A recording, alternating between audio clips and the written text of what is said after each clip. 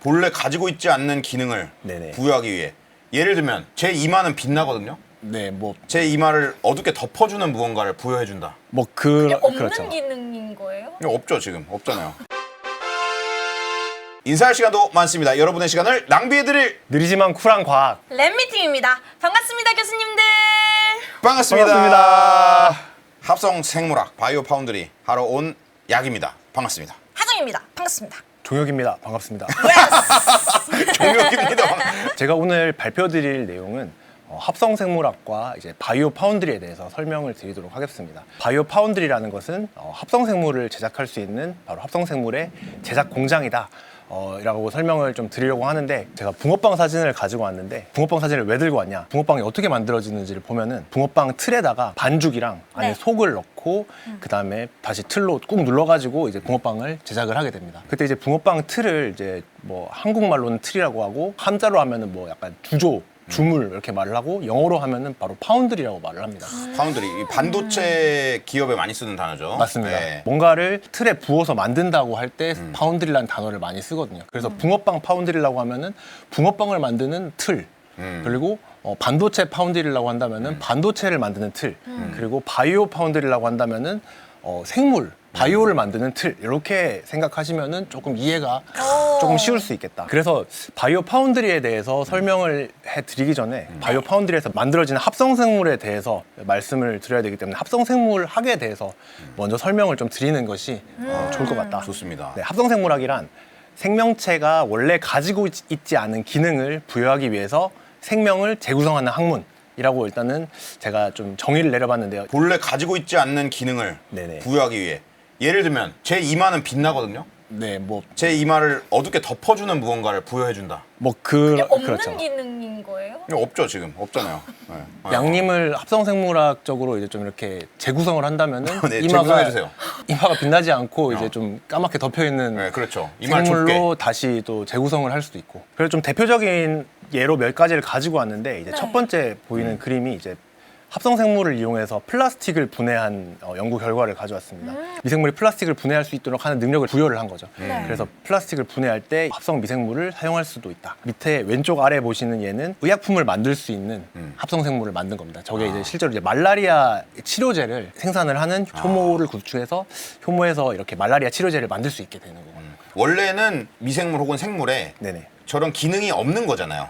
그러니까 그렇죠. 플라스틱을 분해하거나 뭐 말라리아 치료 약을 만들어내거나 이런 기능이 없는데, 맞습니다. 우리가 그 기능을 부여해서 만들어줬다는 거죠. 맞습니다. 보통 효모는 이제 빵 만들 때 쓰거나 네. 아니면은 뭐 막걸리 만들 때 들어가는 에탄올을 만드는 보통 그런 균주인데, 네. 그 균주를 이제 플랫폼으로 해서 저희가 그 효모를 새로 재구성을 해서 우리가 원하는 저런 이제 말라리아 치료제라든지 다양한 기능들로 재구성을 할 수가 있다.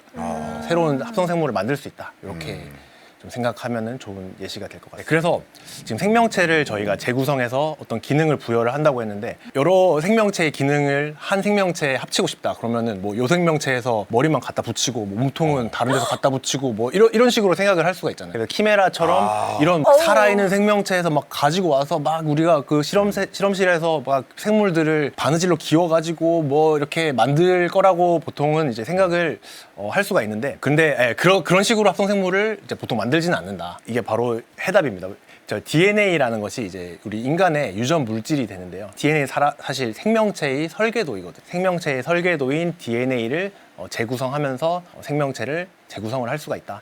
그 DNA에 대해서 조금 설명을 드리자면, 네. DNA가 이제 유전 물질이라는 건 다 어느 정도 아실 거라고 생각합니다.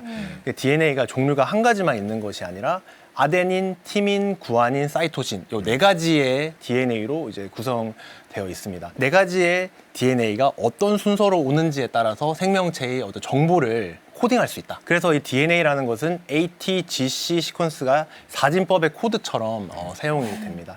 그래서 사진법의 코드를 저희가 설계를 하듯이 설계도를 만들 수가 있다. 그래서 생명체를 저희가 건물이라고 표현을 하고, DNA라는 설계도로부터 어떻게 생명체를 만들 수 있을지에 대해서 비유를 들어서 설명을 드리고자 합니다. 예전에 건축을 할 때 설계 도면을 모든 사람들이 가지고 다닐 수가 없잖아요. 네. 그래서 설계 도면을 그 블루프린트, 청사진이라는 걸로 이렇게 복사를 해서 가지고 다녔다고 하거든요.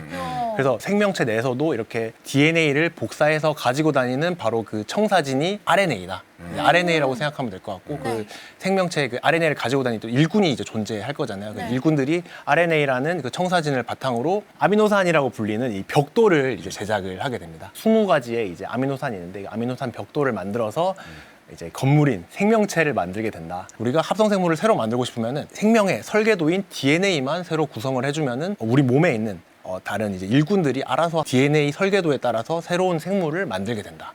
이렇게 이해하시면은 조금 쉬울 것 같습니다. 그래서 DNA가 합성생물을 구성하기 위해서 굉장히 중요하다. 설계도의 어떤 무언가를 바꾸면은 건물의 모양이 확 바뀌듯이 맞습니다. DNA의 무언가를 바꾸면 나중에 그 생명체의 무언가가 다 바뀌겠군요. 맞습니다. 그럼 이제 설계도를 어떻게 하면 바꿀 수 있을 것이냐에 대해서 좀 말씀을 드리고자 합니다. 네. 그래서 합성생물학의 기반 기술이 설계도를 바꾸는 것이고 거기에는 DNA를 읽고 쓰는 DNA 읽기 쓰기를 어떻게 우리가 할 수 있게 되느냐. 우리가 DNA가 유전물질이라는 거는 어느 정도 알고 있어요. 1800년대부터 이미 좀 어느 정도 밝혀진 부분이었습니다. 그런데 이 DNA가 ATGC의 어떤 순서로 구성되어 있는지를 아는 거는 사실 1977년도에 저 프레드릭 생어라고 불리는 저 과학자가 DNA의 서열을 이제 분석하는 기술을 발명하면서부터 시작되게 되었습니다. 마침내 이제 문맹에서 이제 글자를 읽게 된 사람들이 글자를 읽을 수 있게 됨에 따라서 사실 제가 글자를 처음 배웠을 때는 제가 기억이 잘 안 나지만 글자를 처음 배우고 나면은 가장 먼저 읽어보고 싶은 글자가 제 이름일 것 같거든요. 그렇죠. 사람들은 일단은 갑자기 글자를 읽을 줄 알게 됐으니까 그러면은 우리 인간의 한번 유전 정보를 읽어보자.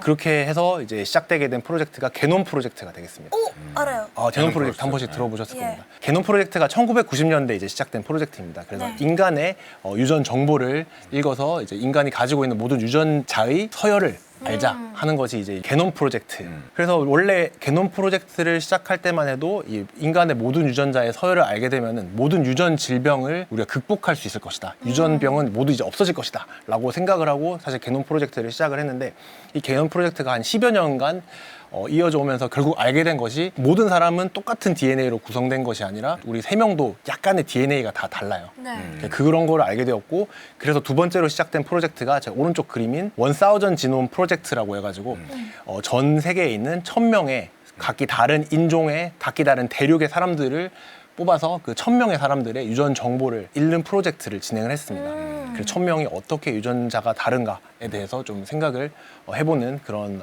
프로젝트였고 네. 그 1000명의 유전 정보를 다 읽고 난 이후에는 결국 우리가 알게 된 것이 생명 정보는 너무도 방대하고 이게 사람이 하나하나 분석하기에는 쉽지가 않다. 그래서 그것을 컴퓨터를 이용해서 컴퓨터에서 이 방대한 정보 중에서 중요한 정보만을 정제하고 뽑아가지고 그것을 좀 의미 있는 데 사용하자라고 하는 뭐 생물 정보학 이런 개념들도 이제 많이 시작이 돼요. 생각보다 얼마 안 된 거예요. 생물 정보학에 나와서 이제 생명체의 정보를 이제 읽을 수 있는 능력을 갖게 되었다. 이제 읽을 줄 알게 되었으니까 그 다음은 이제 적어봐야겠죠. 짧은 유전자를 우리가 원하는 순서대로 조립할 수 있는 이 합성법의 개발입니다. 그래서 ATGC 시퀀스를 어떤 순서로 조립할 것인지를 결정을 해서 저희가 마음대로 조합을 하면은 그것대로 짧은 유전자를 화학적으로 합성을 할 수 있는 기술입니다. 이것이 굉장히 상용화가 이제 많이 돼서 실제로 이제 저희 실험실 같은 경우에는 저희가 이런 서열로 유전자를 합성하고 싶다라고 이제 업체 의뢰를 하게 되면은 내일 유전자가 합성이 돼가지고 바로 받을 수 있는 진짜요? 거의 그 정도의 굉장히 진짜요? 상용화가 잘 되어 있는 와, 대박이다. 그 부분은 약간 자동화가 잘 되어 있어요. 자동화가 잘 돼 있어서. 네네. 대신에 좀 짧은 것만 가능해요. 아. 더 긴 거는 시간이 걸리고 이제 저렇게 화학 합성만으로는 엄청 긴 것까지는 아직까지 합성을 못 하고 박사님 그럼 그렇게 주문 많이 하시나요? 네, 좀 많이 합니다. 아. 그래서 이게 어떻게 이렇게 빨리 오지? 정말 누군가는 밤새워서 누가 일하는 게 아닐까 올 때마다 이제 감탄을 하고 조금 감사함을 느끼면서 네. 그러게요. 어느 정도로 자동화가 돼 있어요? 어떻게 합성생물을 만들어야겠다라고 이제 컴퓨터에 입력을 하면은 저희 사람은 더 이상 이제 들어가지 없어요. 않고도 네, 실험실에서 돌아갈 수 있는 정도의 수준까지 자동화가 되어 있는 거예요. 오. 근데 이제 뭔가 이렇게 자동화를 맡기려면은 돈이 많이 드나요? 그렇죠. 보통 이제 지금 현재로서는 이제 바이오 파운드리라는 시설을 구축하기에도 개개 실험실은 조금 돈이 많이 들어가기 때문에 좀 힘든 면이 있고 네, 그렇기 때문에 모두가 쓸 수 있는 공공 바이오 파운드리를 저희가 이제 구축할 계획에 있거든요. 다음 쓰기 기술이 있습니다. 바로 유전자 증폭법의 개발입니다. 1988년도에 개발이 되었고 사실 이 유전자 증폭법은 중화효소라는 효소를 이용해가지고 네. 굉장히 미량의 유전자를 양을 획기적으로 늘려줄 수 있는 아. 뭐 그런 기술이라고 생각하시면 되고요. 네. 이게 영어로 하면은 PCR이라는 기술입니다. 저희 PCR 어디서 많이 들어보신 적 있을지 않으신가요? 코로나 검사요. 아, 맞습니다. 네. 우리는 코로나 때 보건소 가면은 코에다가 이제 찔렀죠. 뭘 찔러가지고 맞아요. 코에서 검체를 채취를 해가지고 그것을 어디 물 같은 거에 풀어가지고 이제 네. 그 검체를 사실은 유전자 증폭을 하는 거거든요.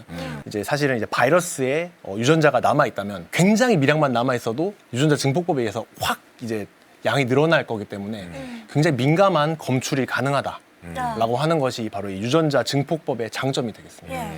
그래서 이 검출을 할 때도 유전자 증폭법이 많이 쓰이고 그리고 합성생물학적으로 이제 이 유전자를 뭔가 응용을 할 때에도 유전자 증폭법이 많이 쓰입니다. 왜냐하면 그 전까지는 이 유전자의 양 자체가 굉장히 귀했습니다. 제 몸에서 유전자를 뽑아갔으면은 그것 자체로 써야 되고 만약에 얘를 더 쓰고 싶으면 유전자를 다시 뽑아야 되거든요.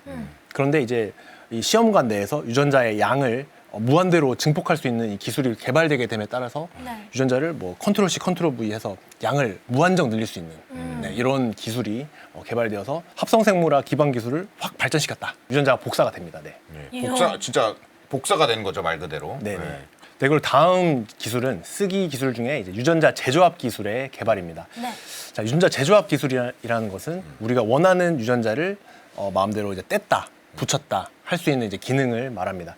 그래서 예를 들어서 사람의 유전자랑 박테리아의 유전자를 합쳐볼 수도 있고, 네. 뭐 동물의 유전자, 사람의 유전자를 합쳐볼 수도 있고, 다양한 생명체의 유전자를 합쳐볼 수 있는 기능이 가능하게 되었다라고 이제 생각을 하시면 될 것 같습니다. 그래서 이제 유전자 재조합 기술의 발달에 따라서 유전자를 조립을 할 수 있는 그리고 합성하고 조립할 수 있는 확장성이 굉장히 좋아졌다, 넓어졌다라고 이제 생각을 하시면 좋겠습니다. 네, 그리고 이제 최근에는 이제 유전자 가위라는 것이 뭐 사실 발명이 되고 우리 사람이 쓸 수 있도록 이제 개발이 된 건데요. 네. 그것을 이용해서 좀 더 정확한 유전자 편집이 가능해졌다. 유전자를 딱 특정 부위를 자르고 그 부위만 편집을 한다든지 하는 기술들이 최근에 많이 개발이 되어 왔다. 네. 그래서 읽을 수 있는 능력 그리고 설계도를 마음대로 조작할 수 있는 능력이 이제 생겼다. 이제 이렇게 보시면은 정리가 될 것 같습니다.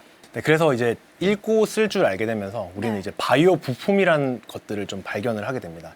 이제 DNA가 모든 ATGC 시퀀스로 이루어져 있다고 했는데 모든 DNA가 모든 하나의 단위로 이루어지는 것이 아니라 생명체 내에서도 이렇게 좀 조각조각 어떤 특정 기능을 가지면서 존재를 하거든요. 네. 그것을 저희가 바이오 부품이라고 부릅니다. 그게 이제 레고 조각 하나라고 생각하시면 될 것 같습니다. 그 바이오 부품들을 레고 네. 조립을 하듯이 이어 붙임으로써 우리가 원하는 기능을 가지는 합성 생물을 만들 수 있다. 아 근데 이게 진짜 레고가 좋은 비유인 것 같은 게 네.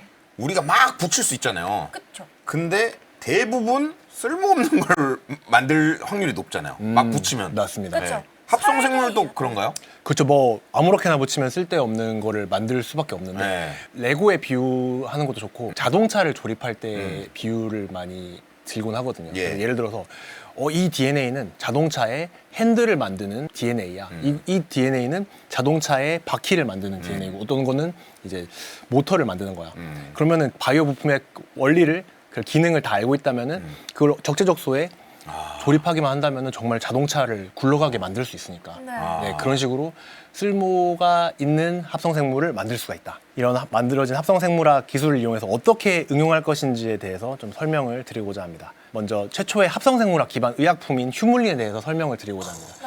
바로 이 휴물린은 당뇨병 치료제입니다. 당뇨병도 이제 1형 당뇨병, 2형 당뇨병이 좀 다른데요. 네. 1형 당뇨병 같은 경우에는 그 환자들이 췌장에서 원래 인슐린이 만들어지는데 췌장에서 인슐린이 선천적으로 잘 만들어지지 않는 분들이 걸리는 질환입니다.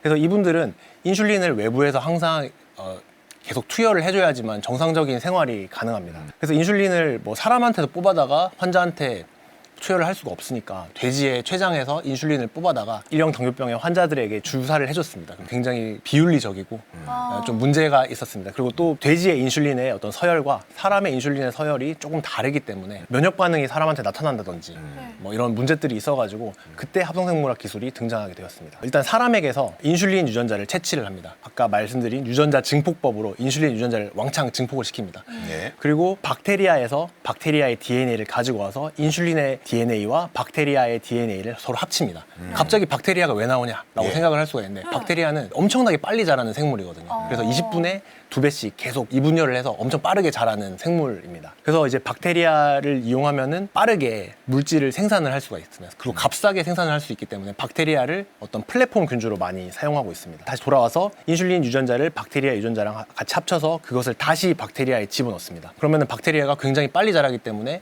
인슐린 유전자를 막 가지고 빨리 자라게 됩니다. 제가 아까 말씀드린 것처럼 이 설계도인 인슐린의 유전자만 이 생명체에 넣어주면은 생명체는 알아서 인슐린을 만들게 됩니다. 그래서 인슐린을 이 박테리아를 이용해서 엄청나게 대량 생산을 값싸고 빠르게 할 수 있게 됩니다. 이야. 그렇게 되면 이제 박테리아에 대한 성분들만 다 제거를 하고 인슐린만 좀 쏙 깨끗하게 정제를 해가지고 네. 이렇게 환자에게 주입을 해주면은 사람에서 뽑은 인슐린이랑 거의 동일한 성능을 보였기 때문에 이제 이게 최초의 합성생물학 기반 의약품이 될 수 있었습니다. 우와. 다음으로 제가 가지고 온 좀 예시는 네. 이 프로분이라고 불리는 미생물 비료 제품을 한번 가져와 봤습니다. 저희가 이제 농작물을 키울 때 척박한 환경 그리고 굉장히 비옥한 환경 그 둘을 나누는 기준은 땅에 얼마나 많은 질소가 포함되어 있느냐의 차이거든요. 네. 질소는 식물의 단백질을 합성할 때 필수적인 요소이기 때문에 식물이 성장할 때 이 질소가 반드시 필요합니다. 네.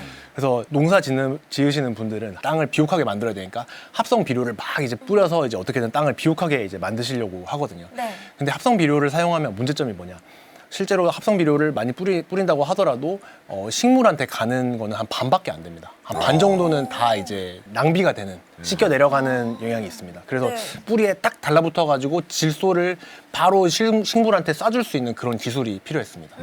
그래서 이제 합성생물학 기술로 바로 뿌리에서 바로 질소를 쏴주는 그런 기술을 개발해 보자라고 해서 나온 것이 바로 이 프로분 비료가 되겠습니다. 이 프로분 같은 경우에는 어떻게 개발을 했냐면 먼저 뿌리에서 어느 정도 자라면서 뿌리에 질소를 공급하는 미생물균들이 있거든요. 네. 자연계에 원래 있습니다. 예. 근데 이제 이것들이 원래 뿌리에 잘 붙지 않고 좀 잘 씻겨 내려가는 경향이 있었는데 그것을 합성생물학 기술을 이용해 가지고 뿌리에 더 잘 부착되게 더 이제 조작을 해줘서 뿌리에 착 붙어가지고 공기 중에 있는 질소를 식물의 이제 뿌리에 그대로 공급을 해주는 이런 역할을 하는 비료다.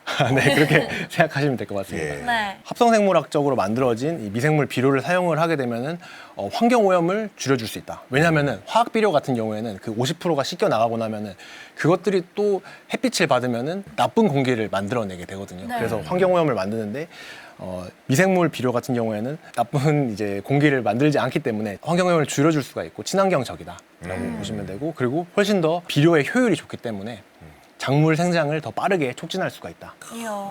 네, 다음으로는 오, 이거. 2016년도에 플라스틱 중에 페트병 많이 쓰잖아요. 네. 페트를 분해하는 미생물이 발견이 되었습니다. 오. 그래서 페트를 분해하는 미생물이 어떻게 페트를 분해하는지에 대해서 연구를 엄청나게 많이 진행을 했거든요. 그래서 네. 페트를 분해할 때 필요한 어떤 효소가 있는데 그 효소가 어떤 효소가 필요하고 페트를 그 미생물을 어떤 메커니즘을 가지고 분해하는지에 대한 연구가 굉장히 많이 진행이 됐습니다. 그래서 그 페트를 분해하는 유전자, 이제 대장균이나 효모 같은 이제 플랫폼 균주에다가 삽입을 해서 훨씬 더 효율적으로 플라스틱을 분해하는 합성생물을 만드는 그런 연구들이 지금 개발이 되고 있다. 저거 지금 연구하는 회사나 네. 기관이 많이 있는 걸로 알고 있습니다. 아, 네네. 실제로 그 좀 플라스틱. 성과도 나고 있고. 맞습니다. 근데 이제 이게 실험실 레벨에서 어떻게 보면 테스트를 했을 때 그게 가능한데 이게 실제로 저걸 활용하려면은 네. 막 잡다한 거랑 다 섞여서 있는 상태에서 플라스틱만 또 잘 분해하고 이래야 될 거 아니에요. 그쵸. 네, 그리고 경제성도 있어야 되고. 맞습니다. 네. 그런 것들 이제 또 누군가 나와서 해결해 주겠죠. 지금 이미 플라스틱을 분해하는 재활용하거나 뭐 다시 쓰는 다양한 방법들이 있기 때문에 네. 이제 합성생물학 기술을 이용해서 개발한 방법이 기존의 방법보다 효율이 좀 더 좋아야 사실은 그러니까요. 경제성이 있어야 사용할 수 있는 아직까지는 좀 한계가 있는데 그래도 많이 지금 발전을 해서 어느 정도까지 기술이 많이 올라온 걸로 알고 있습니다. 네, 다음은 고기 질감이 나는 식물성 고기 대체육 네. 개발에 대해서 합성생물학 기술을 이용할 수가 있다. 인사 시간도 많습니다. 여러분의 시간을 낭비해드릴 느리지만 쿨한 과학 랩미팅이었습니다. 감사합니다, 교수님들. 감사합니다. 감사합니다.